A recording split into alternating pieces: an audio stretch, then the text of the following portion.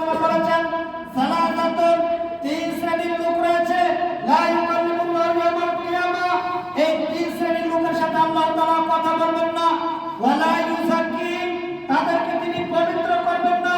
ওয়ালা ইয়ানজুরু ইলাইহিম, তাদের দিকে দয়ার দৃষ্টিতে তাকাবেন না। ওয়ালা হুম আযাবুন আলীম, তাদের জন্য দ্বিগুণ শতগুণ শাস্তি বৃদ্ধি করা হবে। সম্মানিত উপস্থিতি, খুবই গুরুত্বপূর্ণ একটি হাদিস। রাসূলুল্লাহ সাল্লাল্লাহু আলাইহি ওয়াসাল্লাম বলেছেন সালাসাতুন, তিন শ্রেণীর লোক রয়েছে, লা ইউকাল্লিমুল্লাহু ইয়াওমাল কিয়ামাহ, কিয়ামতের ময়দানে আল্লাহ তাআলা এই তিন শ্রেণীর মানুষের সাথে কথা বলবেন না। ওয়ালা ইউযাক্কিহিম, তাদেরকে তিনি পবিত্র করবেন না। ওয়ালা ইয়ানজুরু ইলাইহিম, তাদের দিকে দয়া দৃষ্টিতে তাকাবেন না। ওয়ালা হুম আযাবুন আলীম, তাদের জন্য দ্বিগুণ শতগুণ শাস্তি বৃদ্ধি করা হবে।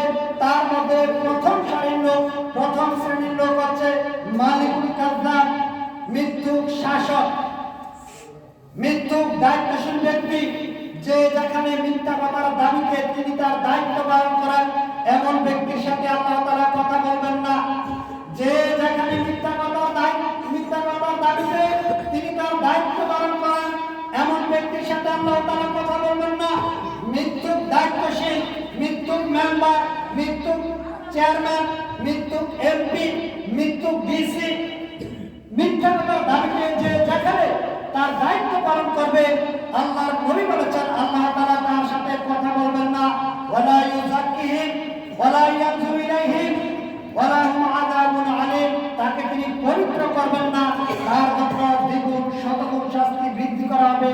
তার প্রথম হচ্ছে মালিকুল কাযযাব, দ্বিতীয় হচ্ছে শাইখুল জানি, বৃদ্ধ জিনাকার, যেই ব্যক্তির বয়স 40, 50, 60, 70 বছর উপনীত হওয়ার পরেও এখনো তিনি তার জিনা ব্যভিচার থেকে ফিরে আসতে পারেননি।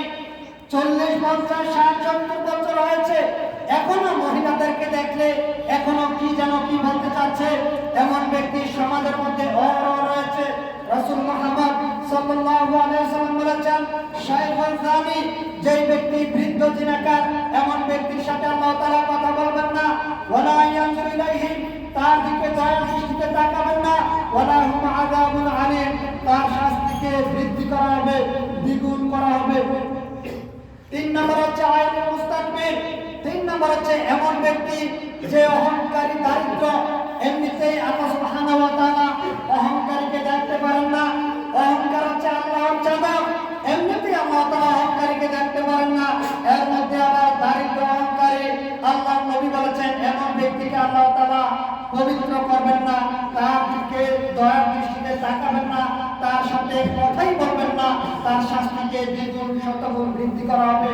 আল্লাহ যদি আপনার দিকে না তাকান, আল্লাহ যদি আপনার সাথে কথা না বলেন, আল্লাহ যদি আপনাকে পবিত্র না করেন, তাহলে আপনার বাঁচার পথ কি হতে পারে?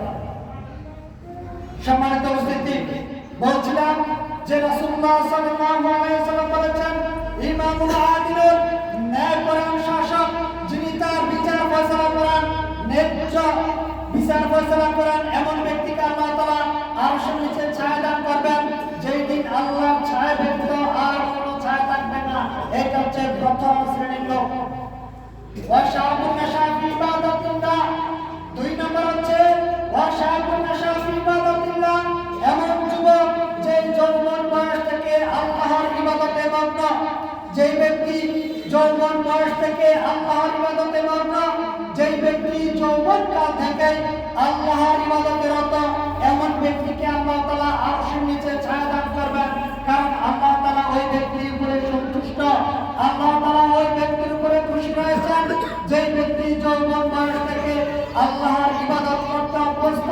ওই ব্যক্তির উপরে আল্লাহ তাআলা খুশি রয়েছেন যেই ব্যক্তি যৌবন কাল থেকে মসজিদে আসতে অভ্যস্ত, যেই ব্যক্তি তাহাজ্জুদের সালাত যৌবন থেকে পড়তে অভ্যস্ত, যেই ব্যক্তি কোরআন তেলাওয়াত যৌবন কালে পড়ে অভ্যস্ত, ওই ব্যক্তির উপরে আল্লাহ সন্তুষ্ট। আল্লাহ